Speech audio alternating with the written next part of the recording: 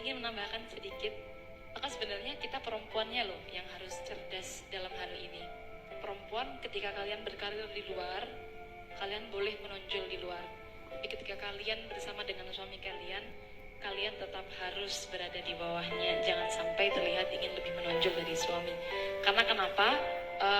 Tadi sempat berbincang dengan ibu bahwa laki-laki itu kan punya ego yang tinggi seperti itu. Kalau semisal kita perempuannya, wah inginnya jadi pemimpin terus, di rumah pun juga ingin jadi pemimpin semisal seperti itu, maka ya nanti permasalahan rumah tangga pasti akan ada saja.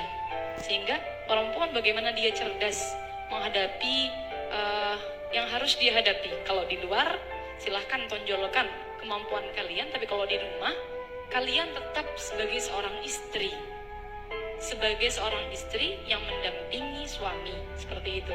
Jangan menonjolkan kalian juga pemimpin di rumah, jangan seperti itu.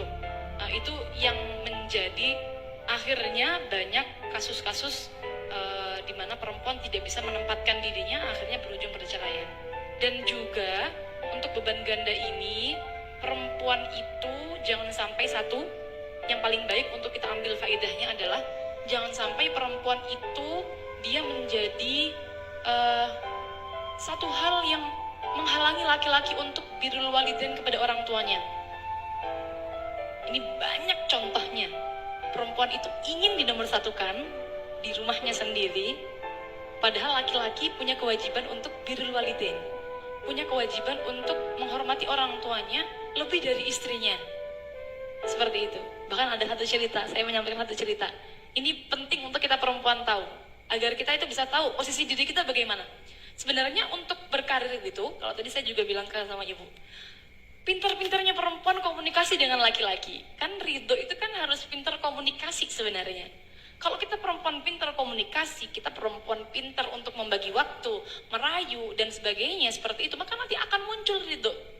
Maka akan nanti muncul namanya kesalingan dalam rumah tangga. Jadi pintar-pintarnya komunikasi.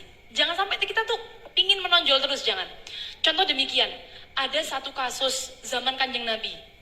Sahabat itu ketika naza dituntun talqin sama sahabat yang lain, sahabat Umar, tidak bisa baca la ilaha illallah, tidak bisa baca kalimat tauhid, tidak bisa. Sampai bingung para sahabat ini, kenapa? Tanya ke istrinya, Bu, kenapa suami sampean kok tidak bisa baca la ilaha illallah ketika naza? Suami saya selalu jamaah di Masjid Nabawi. Dawuh istrinya, kata istrinya, suami saya itu selalu puasa setiap hari. Sebegitu ya, ibadahnya. Lalu akhirnya matur sahabat ini kepada Kanjeng Nabi, karena tidak bisa, para sahabat yang menuntun talqin tadi matur kepada Kanjeng Nabi karena sahabat ini tadi tidak bisa baca la ilaha illallah. Ketika matur sama Kanjeng Nabi ditanya, apakah dia punya ibu? Oh iya, masih punya Kanjeng Nabi. Sudah, sowan sana. Suruh sowan ke ibunya, dawuh ibunya, Bu, ini anak panjenengan tidak bisa ditalqin la ilaha illallah ketika nazak, tidak bisa keluar rohnya. Dawuh ibunya, biarkan. Salah sendiri, dia selama hidupnya selalu mementingkan istrinya daripada saya. Oh, ternyata sekarang ibu, mohon maaf, banyak sekali laki-laki itu seperti ini, takut kepada istrinya, lebih takut kepada istrinya daripada takut kepada ibunya. Ibunya semisal, mohon maaf, saya hanya menyeimbangkan antara isu-isu kesetaraan saja. Bahwa ini di masa Kanjeng Nabi pun sudah ada loh, seperti itu loh, seperti ini. Ini ibunya bilang demikian, karena semasa mungkin hidupnya ibunya itu misal minta uang tidak diberi. Tapi kalau istrinya yang minta langsung jor-joran. Atau bahkan kemarin Habib Segaf Barun juga berdawuh demikian. Ada suaminya didatangi oleh ibunya minta uang sekedar hanya 50.000 oleh ibunya, tidak diberi karena dia takut, ntar saya izin dulu sama istri saya, Bu, seperti itu. Tapi ketika istrinya datang, Pak, tolong beliin susu anak sama pempes 250.000, langsung manut nih istrinya. Suaminya. Ini suami-suami yang takut kepada istri ini, maksud saya adalah bagaimana kita seorang istri jangan sampai jadi orang yang seperti ini. Seperti itu.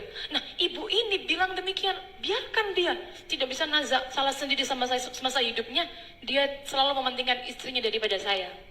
Akhirnya kanjeng Nabi dawuh, bagaimana? Ya sudah, sahabat, kalau ibunya tidak mau ridho, bakar saja anaknya. Bakar saja anaknya. Di depan ibunya, Nabi Muhammad dawuh demikian. Bakar saja anaknya. Percuma ibunya nggak ridho, nanti kalau dia tidak dibakar di dunia, dia dibakar di akhirat dengan api neraka. Akhirnya namanya ibu ya, namanya ibu, bagaimanapun anak tetaplah anak, mau tidak mau akhirnya ibunya, jangan kanjeng Nabi, jangan dibakar anak saya.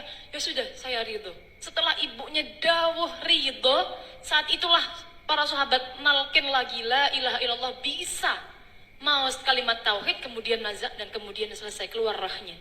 Maksud saya ini pelajaran penting bagi kita sebagai seorang istri. Saya banyak sekali mendapatkan curhatan.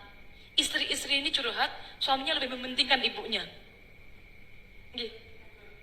Lebih mementingkan ibunya. Istri-istrinya yang curhat, suaminya lebih mementingkan ibunya. Saya jawab, loh seharusnya demikian memang. Kita sebagai seorang istri harus pengertian. Kalau suami masih punya ibu, memang prioritas adalah ibunya. Kita yang nomor 2. Yang penting suami sudah melakukan kewajiban-kewajibannya kepada kita. Jangan sampai kita menjadi penghalang antara suami dengan ibunya. Itu yang penting. Itu termasuk adalah beban ganda. Yang kedua tentang sunat perempuan. Sunat perempuan sudah sering kali menjadi perbincangan di antara para kaum perempuan ini. Kalau prakteknya yang paling benar, sebenarnya sunat sendiri itu kan hukumnya wajib kalau mazhab Syafi'i. Cuma prakteknya hanya membersihkan di sekitar, mohon maaf, klistoris seorang perempuan, tidak sampai memotong. Nah, kenapa kok muncul banyak hukum-hukum haram? Itu karena dia dibabat habis. Kalau di Mesir sana, oknum itu membabat habis, dipotong habis seperti itu. Nah, ini yang akhirnya nanti merugikan perempuan, sehingga di sini membahayakan. Akhirnya muncullah banyak fatwa haram tentang sunat pada perempuan. Kalau dilakukan secara benar, sebenarnya tidak masalah sunat perempuan ini. Dan bahkan kita kalau punya tenaga medis yang betul-betul bisa melakukan yang benar, tentunya lebih baik untuk disunat karena memang ajarannya demikian. Tapi kalau memang tidak ada, ya lebih baik kita mengikuti yang tidak mewajibkan saja. Ya, cukup itu.